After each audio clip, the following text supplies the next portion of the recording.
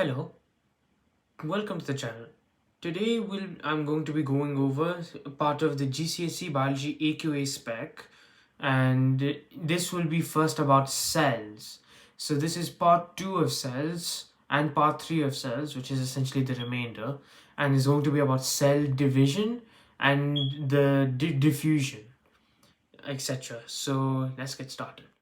So the first thing you're going to need to know about are what are chromosomes, to be specific.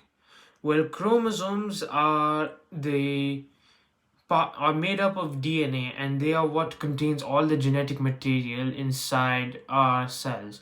And then all humans have 23 pairs. 23 pairs, meaning that in humans there's 46 in total.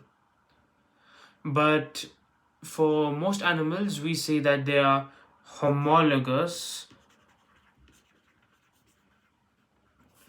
pairs, which is essentially like these are pairs that code for the same characteristics. So you have in one pair you may have two genes that code for eye color, for example.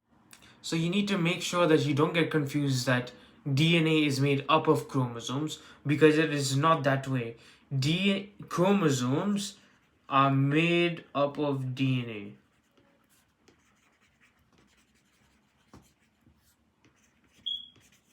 Remember that chromosomes are made of DNA, not other way around. DNA is not made of chromosomes. Now we continue. So this is the structure of a chromosome. These things are called centromeres. These are the centrioles, and each of these are a specific part of the gene.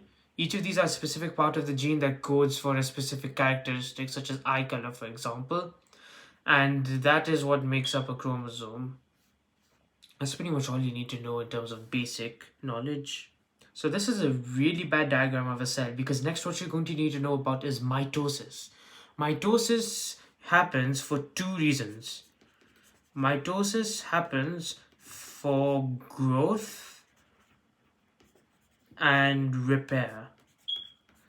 Growth referring to literally the growth of the human being in general, and repair referring to just replacing things that have been damaged. Because if you don't know, humans are always constantly being damaged by things from the environment, so the cells have to replicate in order to replace those things. So this rubbish diagram of the cell I've drawn only covers the basic components of it. So on the outside you have the cell membrane. Inside you have the nucleus. The area around it is the cytoplasm. These are ribosomes. This is a mitochondria. So this is the basic structure of a cell. You will get a lot more detailed in the exam, but after that. So you'll need to know about the different phases. The first phase you need to know about is the interphase. Now, I'll say one thing. You don't need to know the names of the phases. So you don't need to know which name it is, but you need to know which order it is. So you need to know it in chronological order, as that is the most important thing. Because exam questions come up where you have to explain the steps of mitosis, where you do not need to know the names of the phases, but you need to know everything else about it. So the first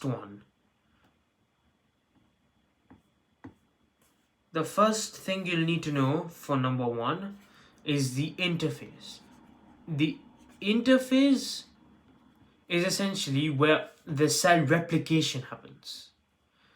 No, not cell replication. In the interphase is essentially where you could say everything gets doubled. So in the nucleus, you get double the amount of chromosomes than before. So if you had 46 in a human, you now have 92 chromosomes, so 46 pairs. And then all the subcellular structures also double as well. So essentially, the reason that this replication occurs of the DNA and the subcellular structures is so that the daughter cell, so the cell that comes after it, is able to have an equal amount of material and essentially be genetically identical. Since if you divided 23, if you multiplied 23 pairs and got 42 pairs instead, then one cell may have more chromosomes than the other, and then it could turn into a kerfuffle. So you need to have the exact same amount of sub organelles and DNA. So then step 2, which is called the prophase. This is where the cell, as you can see, I'm not going to draw the organelles, but as you can see here, it has its things, the chromosomes, and then the nuclear membrane begins to dissolve during this. So essentially, the nucleus has its own membrane around the nucleus, and that begins to dissolve. So it just gets lined out, lined out, lined out until it's essentially the chromosomes would be free floating inside of it. And then the next part, and that's essentially it. You just need to know that the nuclear membrane dissolves during the prophase, and then the third phase is the metaphase. So the metaphase is where the cell, the chromosomes line up along the equatorial region of the cell. You don't need to know the name for this for GCSE, but I can tell you because I don't even know it myself for now. But essentially, they line across the equatorial region of the cell, the centromeres being right in the middle. Fourth is the anaphase.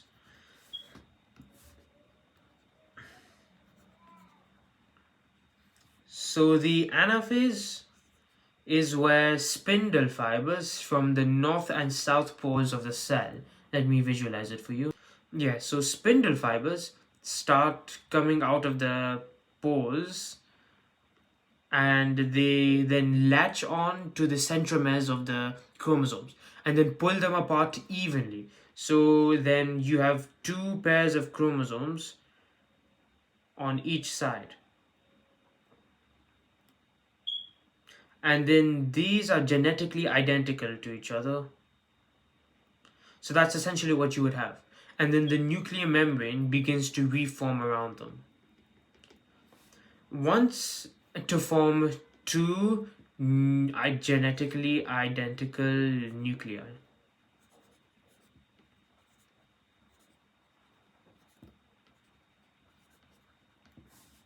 Now 5 is essentially the metaphase.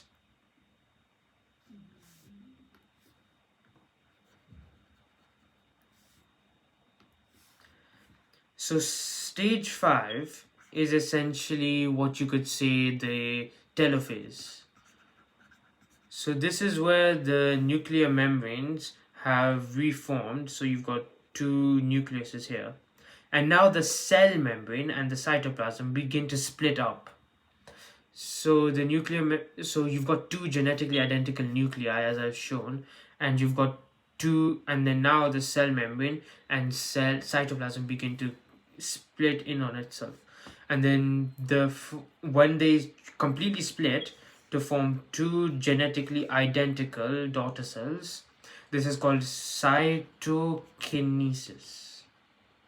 You don't need to again know this for GCSE, but you do need to know that they split into two genetically identical daughter cells. And then the specific term for this is diploid daughter cells, as genetically identical diploid daughter cells. So diploid is when they have two pairs when they have two chromosomes in a pair. So you've got 23 pairs of chromosomes, so 46 chromosomes total. And then since you know from 2 there's 2, and then haploid is essentially just 1. So for example, in a sperm cell there's 23 chromosomes instead of 23 pairs of chromosomes, so 23 in total. So that pretty much covers us with mitosis. So now you're going to need to learn about stem cells in cell division. So what are stem cells first of all? Stem cells are undifferentiated cells. So they are just cells. They have no purpose other than to replicate into a different kind of cell. So for example, or some stem cells may turn into muscle cells. So stem cells are able to genetically differentiate into any different type of cell, and there are two types of stem cells specifically. There are two different types in animals, but then only one type in plants, since stem cells are just normal stem cells. So they are embryonic, and then one is adult stem cells.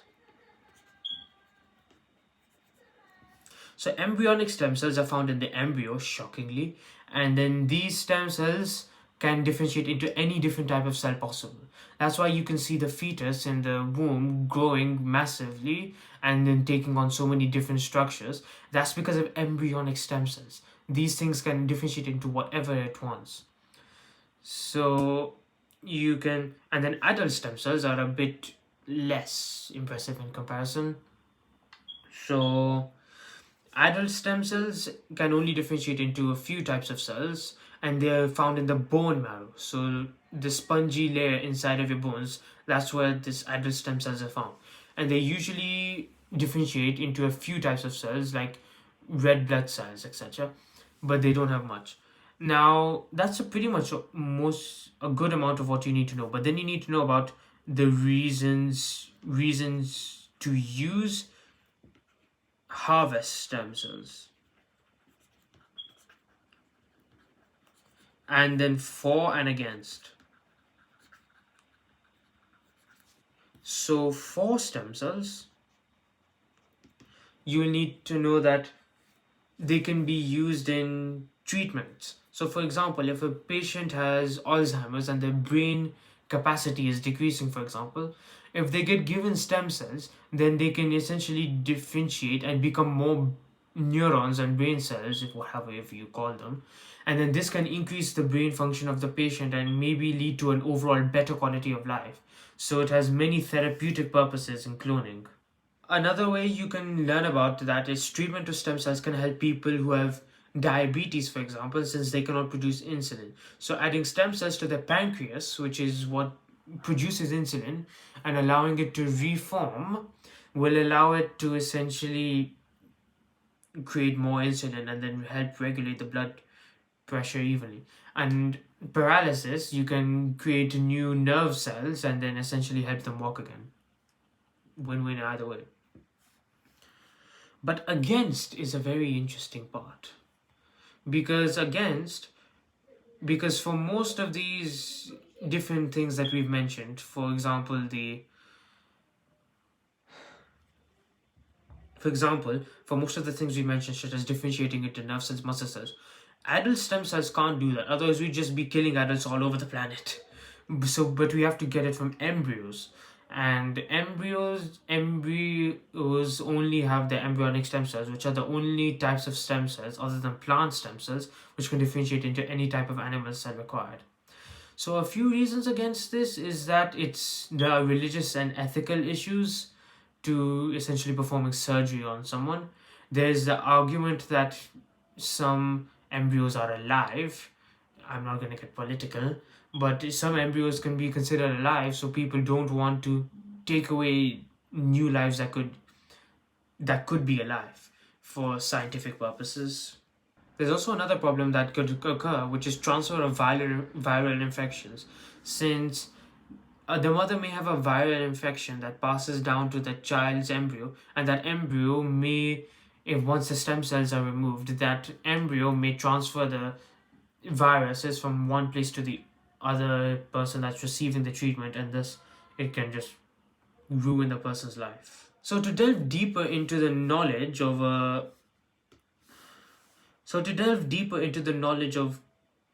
of the stem cells, you will need to know about how they divide, how they are used for treatment specifically. So stem cells Stem cells are created using the own genes of a person. So you will essentially you will use the embryo, and then you will combine it with the genes of another patient to produce stem cells of their own patient, because there can be risk of rejection since the body may not recognize the stem cells as their own and thus attack it, kill it, and then they will be useless to the patient, and then they'll just die from whatever the disease they're having or illness. And then plants will essentially have the same thing done. They will have meristems, they will have stem cells taken from the meristem, which is where the stem cells are produced, and they will have it continuously cloned and reproduced so that you can create many different copies of the same plant or treat the disease of the plant. This is good for a few reasons in plants. One is that you can economically and cheaply reproduce the same plant that has your desirable characteristics. So, for example, for a wheat plant, if one has a higher yield than the other, then you can use stem cells to genetically reproduce that same one with a higher yield, and then just keep on increasing it, and then you'll get higher yields, and thus you'll be able to sell more wheat in general. Another thing is that it can help rare species being protected from extinction. So, for example, you have like 4 plants remaining of an entire species. You can use stem cells to genetically reproduce them and create like hundreds of thousands to let them out into the wild again. Otherwise, these plants would be destroyed, and then the ecosystem will be affected as a result. So that brings us to the end of stem cells, if I'm correct. So now we need to know about one last part of cells in general: transport in cells. So the 3 types of transport we're going to need to know about are diffusion, osmosis, and active transport.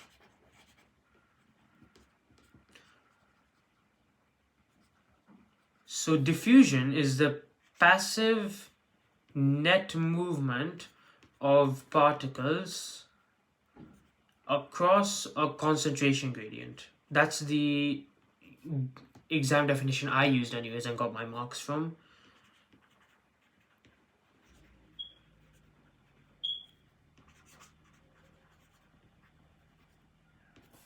And then osmosis is the passive net movement of water molecules across a concentration gradient.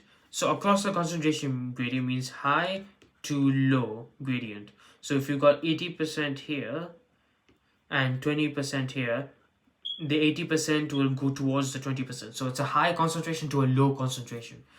So then for this, it is the passive net movement of water across a concentration gradient.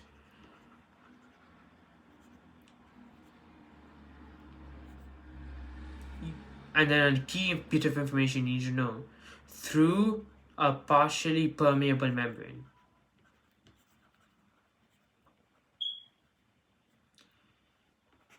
Now, why do I say net movement? Well, it's because of one thing. Particles always move randomly. You're never going to have all the particles in a room going in a straight line. They're always going to go up, down, left, northeast, northwest, etc. They're never going to be going in one straight line. So then when you got 2 areas, for example,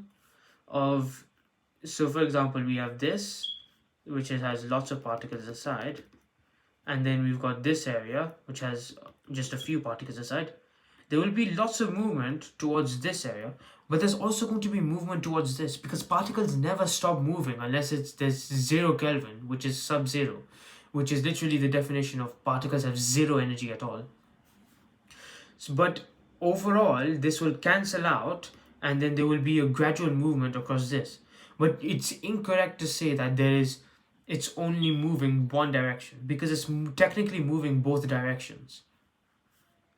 So we have to say the passive net movement of particles.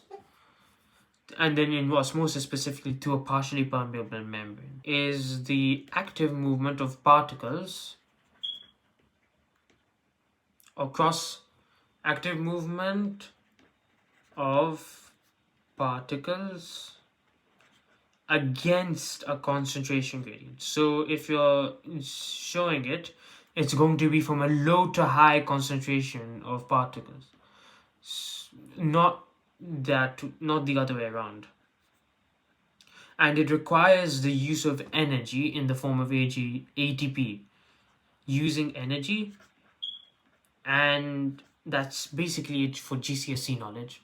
So you need to know that a difference between between osmosis, diffusion, and a difference between the diffusion and osmosis and active transport is that active transport actively moves the particles, while osmosis and diffusion do it passively. And then diffusion and osmosis do it across a concentration gradient, whereas active transport does it against a concentration gradient. Active transport also uses energy, while diffusion and osmosis do not use energy at all. They do it by something called Brownian motion, which you probably need to know for that, but we don't need to know. And then the difference between diffusion and osmosis is that osmosis has to happen through a partially permeable membrane, whereas diffusion happens whatever the hell you are. So that's pretty much it. So you need to know the three factors that will account for diffusion. One is the temperature. And this is because as particles increase in temperature, you will increase their internal energy and thus their kinetic energy. And if you increase the kinetic energy, they will move more. And then, as we know, diffusion is the passive net movement of particles. So then there will be more movement across. So as you increase the temperature, the diffusion rate increases, and as a result, the vice versa as well. So another thing you'll need to know about is surface area. Surface area is like how much space does it have for the particles to go through. So if you have this amount of particles, they'll be able to move faster through the longer area because there's more area for it to go through than a shorter area where they all have to bundle up together, and then as a result there'll be a slower movement. So an increase in surface area increases the rate of diffusion. Then another thing you'll need to know is the concentration gradient. So the higher the concentration gradient, so the more gap there is. So for example, a 60% to a 40% concentration gradient will not move particles as fast as a 90% to a 10%, since there's more particles, there's a higher percentage of particles here compared to here, so more will move in order to equilibrate everything. So concentration gradient is also a factor. And then you need to know for surface area that the smaller an organism is, the more surface area to volume ratio is. For an example, the best way I can describe this is that if you have a cube, so you have a cube here and then you have a big cube here. So this one has a length of 1. This one has a length of 6. So then if you were to calculate the surface area of this would be 6 centimeters squared. But the volume would be 1 centimeter cube. So it has a surface area to volume ratio of 6:1. That means there will be more diffusion in relation to its surface area. Not to confuse that there will be more diffusion. So if this is 6, then you have 216 centimeter squared. But you also have 216 centimeter cube as the volume. So you have a 1:1 ratio of surface area to volume ratio. So this one will, so for example, if a small organism, it will lose heat faster in relation to its volume since it has less volume in comparison to surface area. But larger organisms will have less heat loss in relation to their volume overall. Do not confuse this with the fact that there is less of, if it's a 1:1 ratio compared to a 6:1 ratio, that there's less diffusion, because the one with more surface area is always going to be the one that has a higher rate of diffusion, but in relation to the surface area to volume ratio it will be lower. So that's all you need to know.